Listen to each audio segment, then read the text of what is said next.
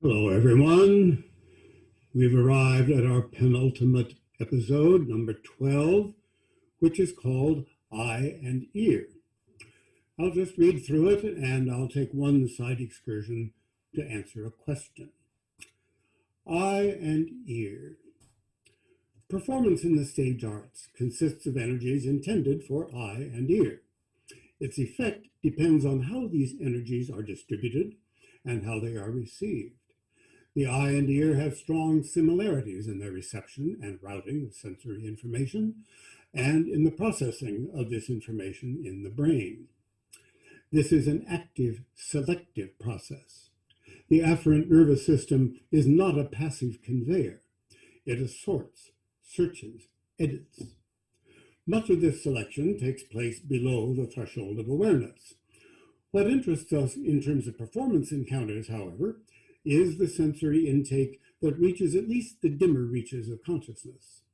Once there, it is subject to the rather mysterious focusing of awareness we call attention. Our selection is now experienced as a matter of choice, though one that is heavily influenced by the thoughts and emotions that are parts of our response. Sensory awareness can be rapid, flexible, adaptive. It can even accommodate polysensory input and divide itself by automatizing some of its responses. But true attention has its limits.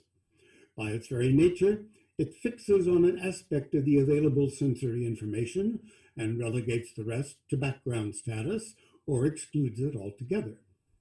We can focus the eye on a point in the visual field, shift among such points, follow a particular movement, or let in the wider field.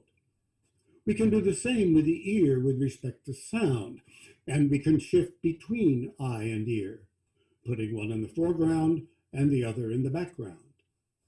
We can even turn attention inward, placing all messages from the outside on hold. We decide to do these things, unless interrupted by an external or internal stimulus of some urgency. Each decision conditions the experience as a whole and forecloses many other possibilities. The performance receptor's most basic discriminations consist of selecting certain stimuli to eye and ear as objects of attention. All the stage arts exploit our capacities for focusing attention on eye and ear signals, for maintaining attention or shifting it, and for using eye and ear to confirm each other. Each stage art proposes its own set of balances between eye and ear. More than the others, opera is ear-led, eye-confirmed. Its world of light and color is summoned by its world of sound and timbre. When its sound is physically present, but its light visible only to the mind's eye, a rich operatic experience is still possible. But when the inverse is true, only an ill-conceived dumb show remains. The mind's ear, however educated, cannot eliminate the deficit. This does not mean that the eye is anything less than crucial. The music of an opera is the music of an opera, not an opera.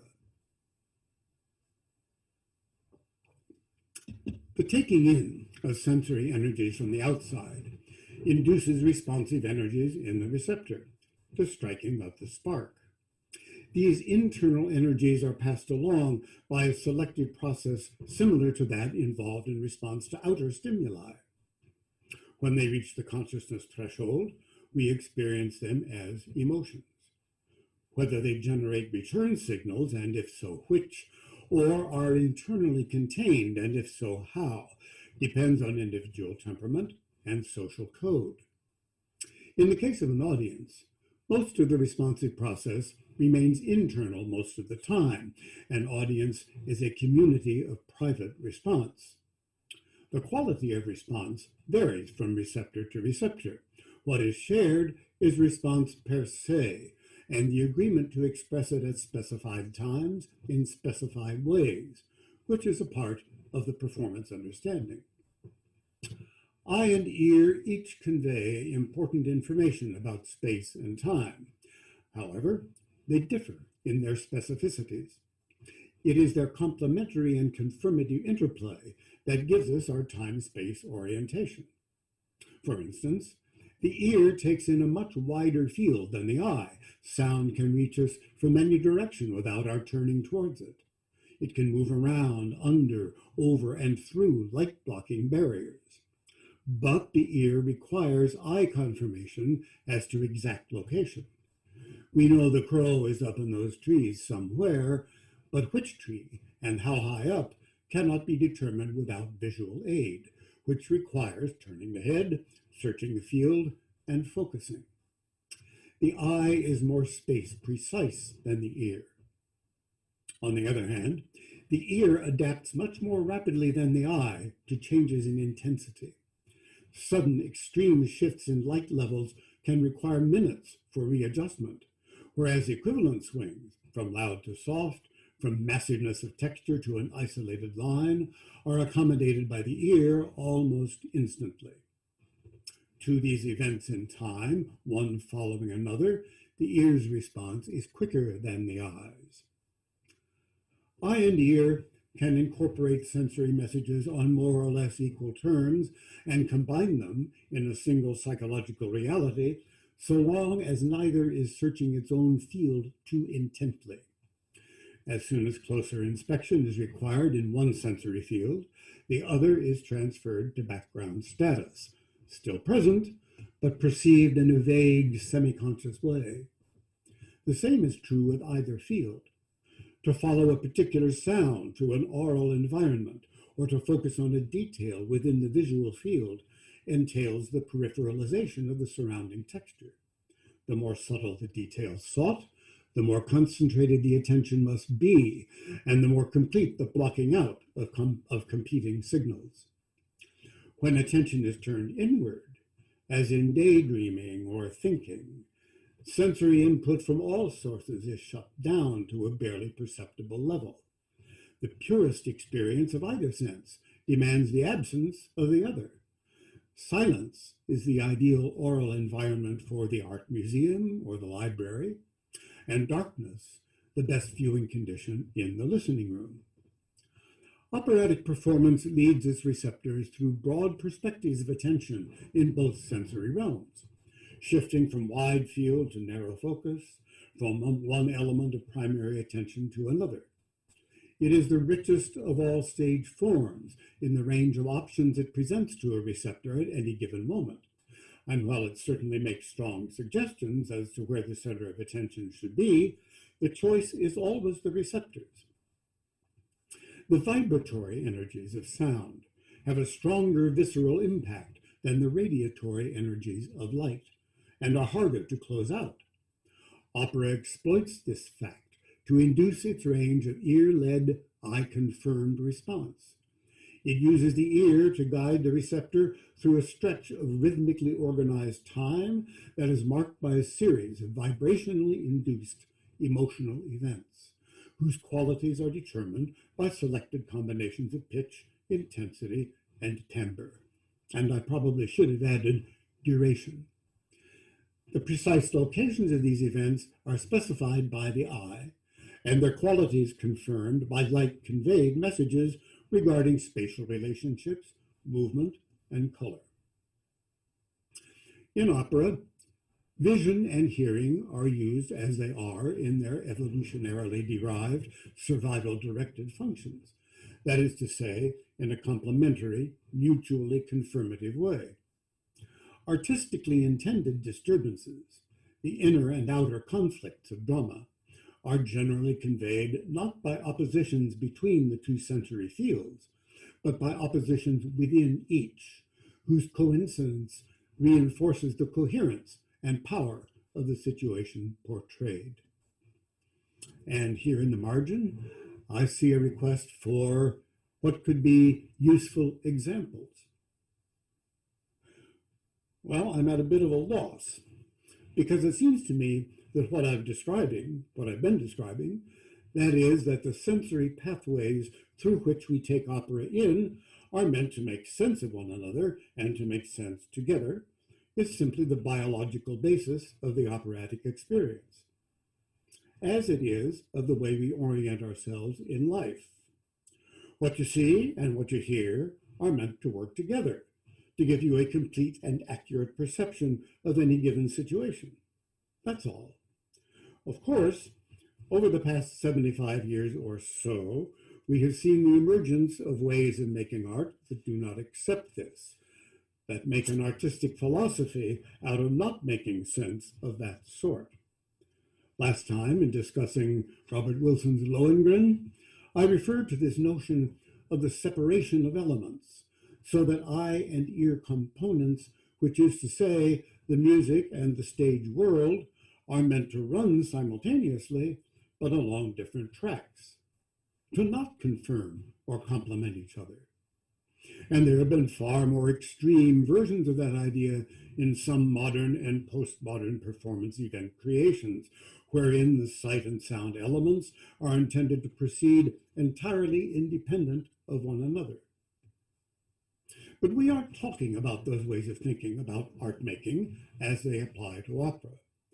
They have remained in a marginal position in relation to the canon, though of course, as I mentioned last time, they have unfortunately had considerable influence on the way the canon is presented. And in that regard, maybe I can prove my point about the coherence of sensory pathways by showing its opposite. That would be a postmodern thing to do.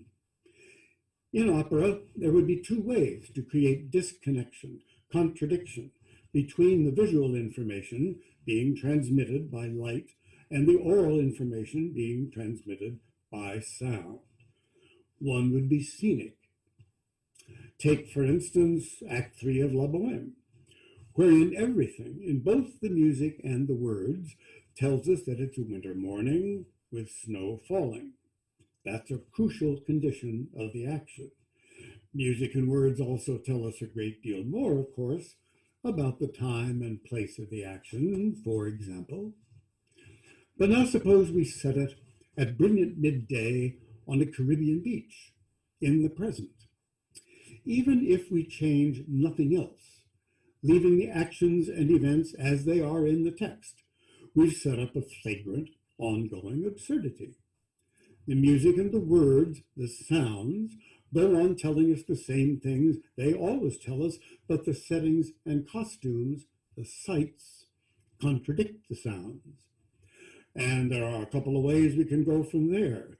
We can try to create parallels, let's say by taking the plink, plink, plink, plink, plink, plink, plink of the falling snow and choreographing a beach volleyball game to the same progression. That kind of thing always gets a laugh and sets up a perspective or ironic commentary. Or we can choose to ignore plink, plink, plink, plink, plink, plink, plink altogether and thus devalue the music entirely. Either way, since there is a shock value to the setting, and it can be made to look great, the effect will be to shift sensory attention from ear guidance with eye confirmation to the opposite.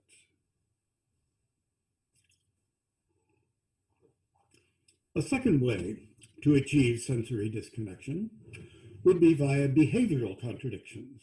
Let's say by staging one of the many great love duets, and it could be any, but let's stick with La Bohème, Act 1, which is so tender and full of getting to know you romance, by again retaining everything in the music and words, while Rodolfo and Mimi slap each other around, or Rodolfo initiates an S&M porn session with the snuff film and snowing over the roofs of Paris. Again, the eye will be dominant, not the ear, as it normally is in this scene. In both these ways, scenic and behavioral, total incoherence, nothing less than the disintegration of the artwork. And I want to emphasize here that this is not just an intellectual component, though it soon has one, because we naturally begin to ask, why is this being done? There must be a reason. We start thinking about it while the performance is proceeding. But on a much more important level, it's at a biological level that we receive this. a sort of sensory cancellation that leaves us sort of dazed and deprived of any basis for making discriminations. I trust you'll recognize, if you follow developments in opera production, especially in Europe, but increasingly over here, that these examples are not exaggerated ones. If there's anything about the question I have not dealt with, I hope it may be addressed in the balance of the essayette, to which I shall now return. And if you'll recall, I have just been speaking of this matter of artistically intended oppositions, ones that are integral to the drama, being contained within each sensory field rather than a contradiction between the two. This is also true of the resolutions. Of course, complex messages of the your lips say no, but your eyes say yes variety, or the apparent resolution that is not really a resolution, can be conveyed by eye-ear juxtapositions in opera, just as they are in spoken theater or in life itself. These are artifacts of the stage world, of which the characters apprehend only parts, but the receptor the whole. From the receptor's perspective, the lack of eye-ear confirmation in the stage situation is precisely what alerts him to its real meaning, unquote. But if the stage world's overall light and sound realities are detached from each other and put into a non-confirmative relationship, the result is to undermine the receptor's time-space orientation in a way that suggests an incipient threat to the organism. That is very hard to reconcile with any artistically useful purpose. Two uniquely operatic eye-ear conditions merit brief mention. The first concerns physical distance within an enclosure, which affects sights and sounds quite differently. It is our customary belief that the farther removed we are from the stage world, the less well we see. But this is not literally true. The throw of light and the eye's receptiveness to it is not appreciably weakened from the first row of the orchestra to the last of the top balcony. What is lost with increased distance is subtlety of nonverbal expression, and therewith our sense of being in intimate contact with much of the texture of human interaction. But something is gained as well, a wider perspective, an overview from which patterns of movement and the composition of the stage world as a whole is effortlessly absorbed. For the ear, though, distance within an acoustically adequate enclosure is almost pure gain. This is especially true of vertical distance, being up in the house.